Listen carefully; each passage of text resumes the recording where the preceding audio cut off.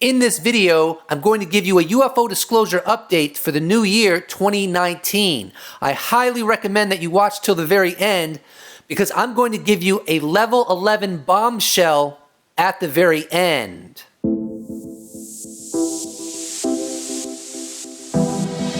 First, I want to give you my honest opinion about Bob Lazar. In the past two videos, I played Bob Lazar's lawyer, so obviously I was defending him and making the absolute best case I possibly could.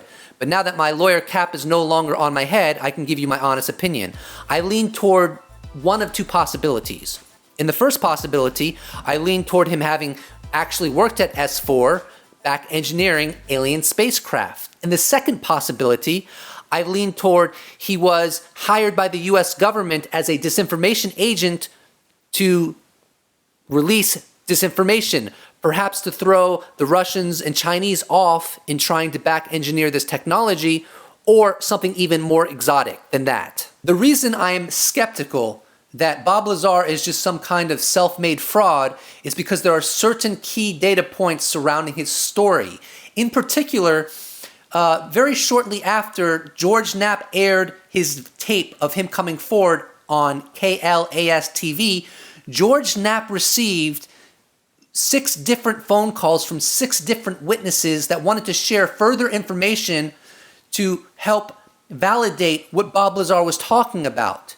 And very shortly after that occurred, each and every one of those 6 witnesses got knocks on the door and were told to shut up and were threatened. So from my perspective, those witnesses that were talking to George Knapp were either threatened because Mr. Lazar was actually telling the truth about his experience working out at S4, or alternatively, some government agency hired those witnesses to tell George Knapp that they were threatened for talking about details further validating Bob Lazar's story, to create the illusion that Bob Lazar was telling the truth. Here's a recent quote by Luis Elizondo taken from an Italian UFO conference from October 27th that I think we should all take to heart when examining the Bob Lazar story. One thing I learned in the intelligence world: you can be absolutely sure of something and still be absolutely wrong. Of course, that wise expression only applies to those things we can't fully substantiate.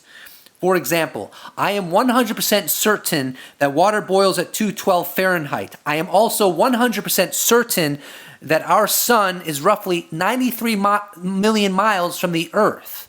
I'm also 100% certain that AAVs, anomalous aerial vehicles, are real and that their flight signatures almost certainly indicate that they are not from this world, they are not from human technology, they are from something else, some other intelligence. Here's a quote by Jeremy Corbell that best expresses my viewpoint regarding anomalous aerial vehicles. UFOs are not a matter of belief. That's an uneducated and data-poor perspective. It's either true or it's not true.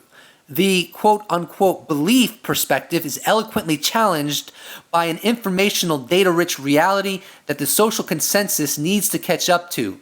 Hashtag, do not be left behind. As a segue into this disclosure update, I want to share with you 2 esoteric stories that orbit around the Bob Lazar story. Jerry Freeman was an archaeologist studying the path of the 49ers. This took place in 1849 during the gold rush, where thousands of people fled west in hopes of striking it rich. And he believed that the 49ers went through the Nevada test site to get to the west side of the United States to strike it rich. He even believed that they traversed through Papoose Lake, where allegedly, according to Bob Lazar, that's where S4 was. So anyways, to reconstruct the path, Mr. Freeman decided to sneak onto the Nevada's test site, and he was successful. He would walk during the night and lay low during the day. He would dodge patrols. Anyways, one night, while he was just sitting there, he witnessed a doorway of light opened up in the middle of the sky, and this was right at Papoose Lake. And according to Freeman, objects came through that doorway, people came through that doorway, and after that happened, The doorway then closed. Now, it should be noted that Jerry Freeman is not a UFO guy, and he claims that he saw this bizarre manifestation. Here's another esoteric story that surrounds the Bob Lazar saga. Jim Goodall wrote a book about stealth technology and was friends with John Lear. Goodall had a friend that was a retired senior master sergeant. He was early on in the F-17 program. He had a restricted area badge, which allowed him to explore the entire Nevada test site up to and including Area 51. So he had a Humvee and was exploring the Groom Range with a couple friends.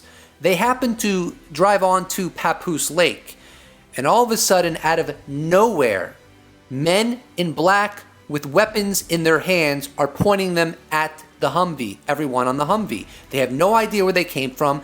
There was no vehicles around. They just seemed to pop out of nowhere. So the men in the black uniforms asked, "What are you doing here and who are you?"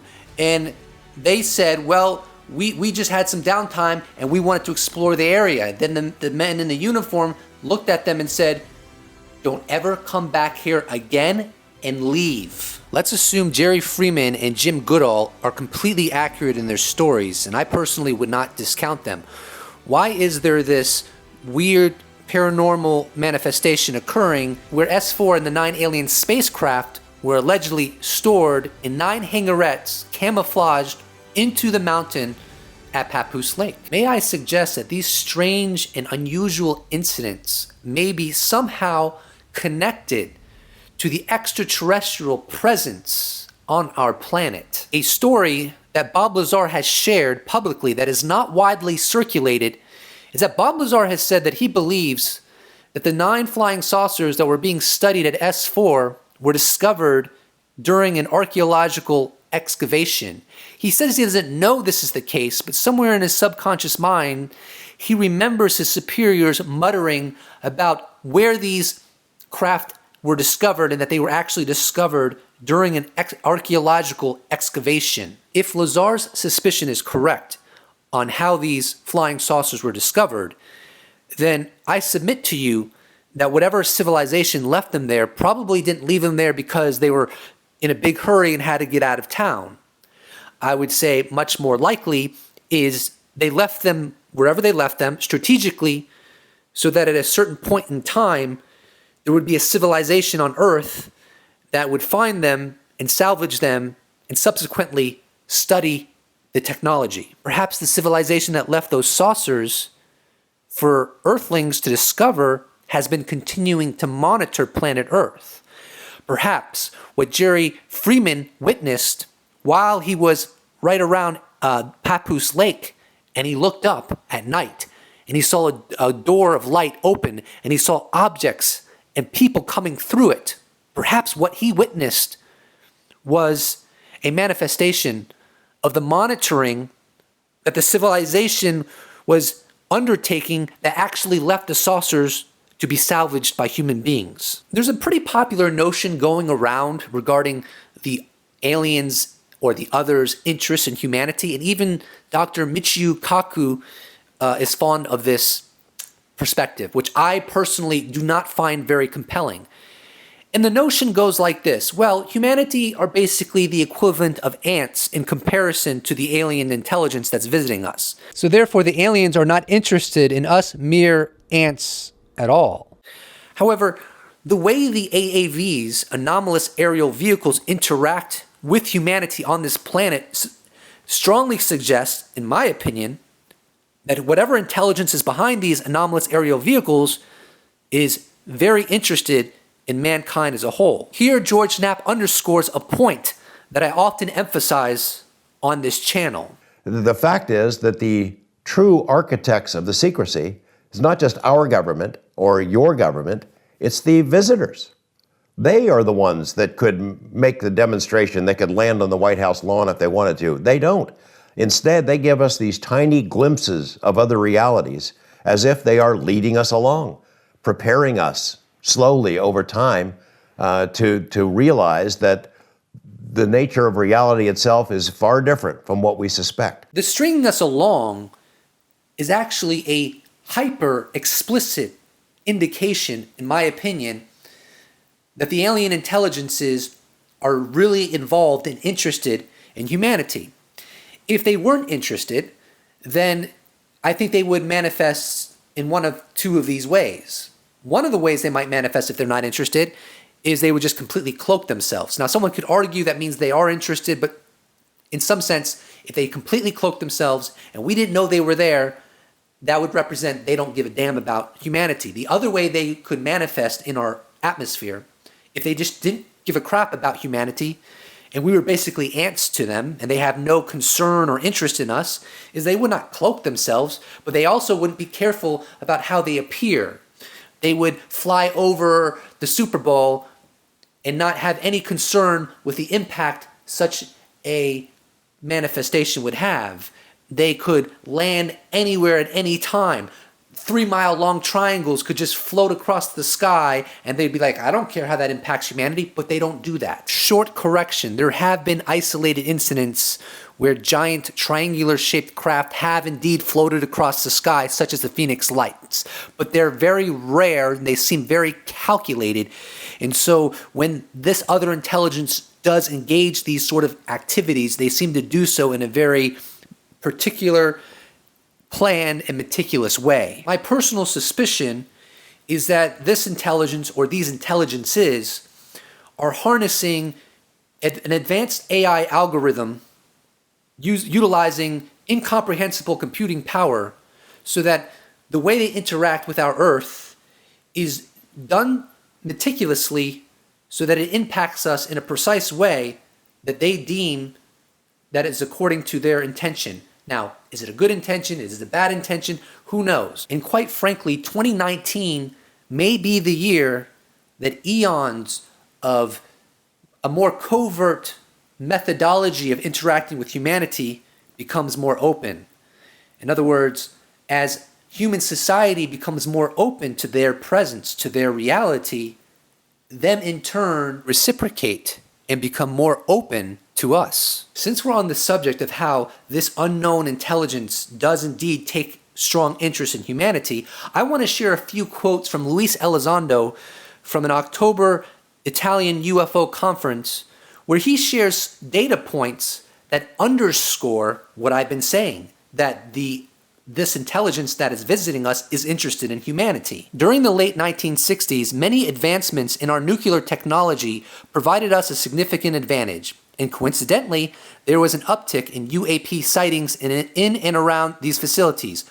In fact, several of our nuclear silos along the northern tier were temporarily brought down. These UAPs displayed characteristics far beyond anything we had ever seen, and for the first time demonstrated an ability to interfere with our nuclear strike capability. And of course, at this time, Project Blue Book comes to an end. And here, Elizondo talks about a specific interaction between UAP and a nuclear missile installation near Rendlesham Forest. Early 1980s, U.S. service members assigned in England over a period of 3 days encountered what cannot be described as anything else than extraordinary.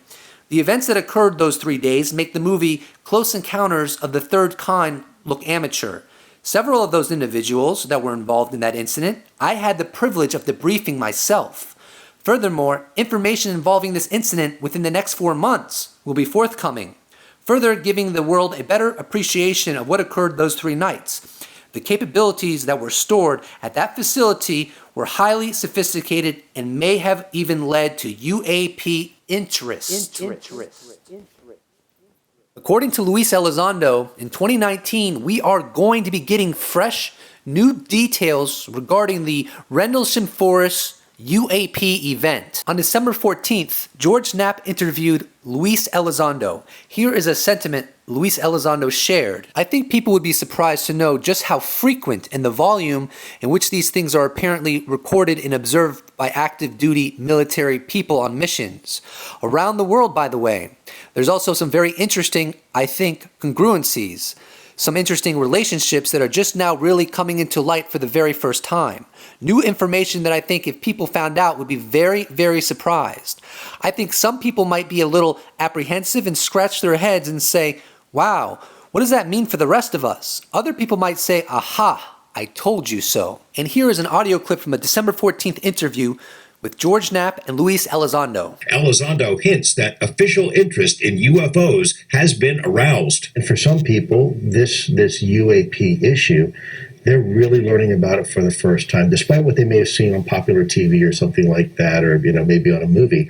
This is really the first time they're being told, hey, listen, Jack or Jane, this is a serious topic. This is something that your Department of Defense has been tracking. Among the potential developments in 2019, could the Pentagon launch a new, publicly acknowledged UFO study effort? Could you envision a time when there is a larger, not only a private effort like TTSA on the outside, but a larger effort on the inside? Wouldn't that be a great accomplishment, George? I do believe in 2019, a brand new, publicly acknowledged UAP program within the United States government has a good chance of being established.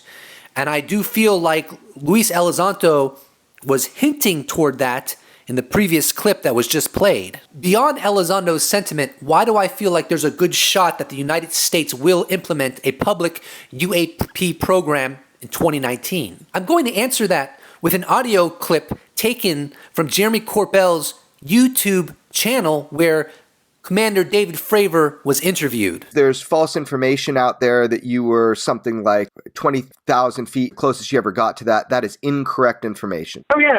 When it accelerated and disappeared right in front of us, I was a half mile away and he was right at the same altitude. He was looking at it. You had once told me that the vehicle had appendages. What did it look like? I know no rotors. What did it look like? From what we saw, it looks like a Tic Tac. There's no wings, no rotors, no lifting surfaces, no control surfaces.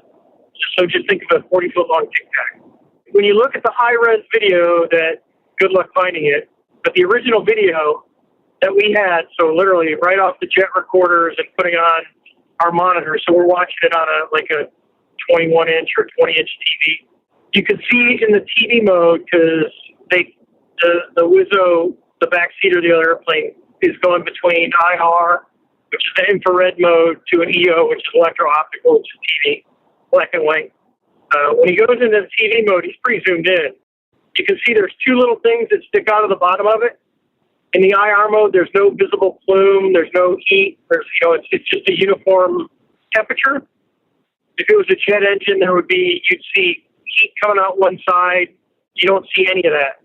And then, when it rapidly accelerates off the side in the video towards the end, goes off the left side, you don't see any of that. Any of the indicators of what's propelling it just moves. So as you could hear from Commander Fravor, he saw the vehicle from a half mile away. When he saw the much higher resolution footage than was released to the public on the aircraft carrier, he saw appendages coming out of the vehicle.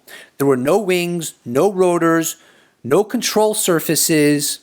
It's just a 40-foot long Tic Tac. How in the hell is this thing not falling to the ground? How is it accelerating? What the hell kind of propulsion system does it have? There is no indication that this technology exists anywhere in the world. There is no indication that the Russians or the Chinese or the United States or Area 51 has such a kind of technology that is produced by human hands. I gotta be blunt here because there's a lot of people out there who are just subpar at analysis. They might have PhDs, they might have master degrees, they might have college degrees, they might have high school diplomas, or they may have none of the above. But they're just really bad at analysis. That video that Commander Fravor saw, that video that is in the possession of the U.S. government is a smoking gun, is science. There was no flight surfaces, there was no rotor, there was no visible propulsion system. When they looked at it in the infrared mode, there was no heat. The whole object was uniformly the same temperature. If it was a jet engine, there should have been some heat coming out the back. There wasn't. This is a smoking gun. This is proof that there are objects that fly around in our atmosphere that are not from here. And I know there's a lot of people who are not who resist that reality. And they suck. They suck at analysis because of their bias.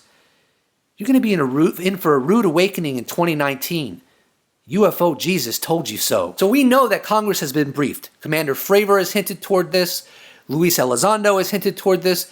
Various witnesses from the Nimitz event have hinted toward this. And by the way, there's actually, I think there's 18 witnesses. A lot of people don't know that. There might be more, but there's 18 that were involved in the investigation. There's radar returns, there's video. If Congress saw the high resolution video, if Congress was briefed by David Fravor and other witnesses, radar operators, etc., this is why I think that we may well have a public white paper UFO program in 2019 that's highly funded, by the way, because the United States government and indeed world governments around the world are in for a pretty problematic PR situation, because we're not the only ones. The United States government is not the only government that has smoking guns, physical evidence, electro-optical data, IR data, radar returns, and more.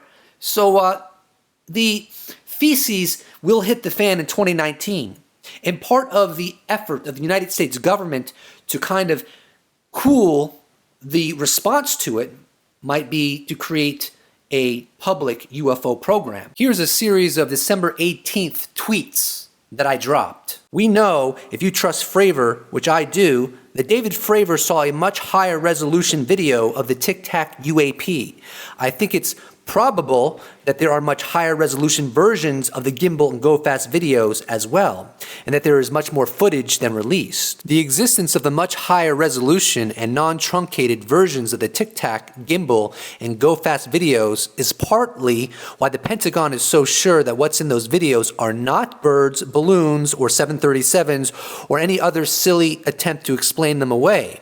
And here's the kicker. If we use a little common sense, it stands to reason that more than one video was taken of at least one of these events. Those tweets were published on December 18th, and I learned on December 23rd that my common sense hypothesis may indeed be accurate. Here's what researcher Keith Basterfield stated on a December 23rd Coast to Coast AM program with George Knapp. Paul Dean and I have a source that tells us that at the 2015 Off the Florida Coast Aircraft Battle Group encounters, there were at least 5 UAP videos taken on that occasion. We've only seen one of those, the Go Fast and possibly the Gimbal, possibly 2 of those. But there are certainly at least 3 more that we're aware of that were taken during that time. And now for the Level 11 bombshell that I promised in the beginning. Dr. Bernard Haish dropped the following, and it was discovered by the legendary Giuliano Marinkovic. Sources tell me that this is merely the tip of the iceberg. Regarding what's the tip of the iceberg, Dr. Haish is referencing the Nimitz UAP event series, the UAP gun camera footage being released to the world, and the revelation of ATIP. A group of 4 related but separate unacknowledged SCI programs tracing back to a 1947 Truman Memorandum still exist and were housed as of the 1990s in major aerospace companies such as, for example, Lockheed, TRW, Raytheon, Aerospace Corporation, etc. These would be expensive programs since the cost of secrecy can be several times higher than the research. The ATIP program has no relation to these 4 much better funded deep black ones. Indeed, the black programs collectively have budgets in the $10 billion range and up. Topics apparently include both reverse engineering and extraterrestrial biology. The ATIP did find the UFO crash retrieval program via official channels, but was denied access to it because the ATIP itself is not a special access program. Senator Harry Reid petitioned the DoD to confer SAP status to the ATIP, but the DoD denied his request. And here's what George Knapp had to say regarding the Dr. Haish bombshell. Dr. Haish is well respected and well connected. His speculation is not idle chit-chat. Furthermore, here's what Jeremy Corbell stated on September 28th during a Phenomenon Radio interview. I will tell you this now and I will be proven right later, but I'll put it on the record now, that there are multiple UFO programs going at this time that are not being named right now, and there are 4 in particular that will probably come out. Journalist George Knapp has also gone on the record stating that there is validity to the other UAP programs that Corbell said exist. It's all going to come out, y'all, officially. 2019. I am UFO Jesus. I'm going to leave you with a final thought to contemplate as we push into 2019, as we push into a post-disclosure world. The following quote is from Engaging the Phenomenon's Twitter account. No matter what exactly 2019 may hold, we are in incredibly important, revealing, and malleable times that are crucial in reshaping our future, our view and understanding of the world, the nature of reality, and who exactly we are in this grand universe, and what we are capable of. Holy moly, I'm wearing my own shirt. If you'd like to support this channel, you can check out my merch shop where I sell t-shirts like this one. Link is in the description. Or you could even become a patron. Or you could just slap a like on this bad boy and I'll appreciate it so much. Thank you so much for watching and I look forward to seeing you in the next episode.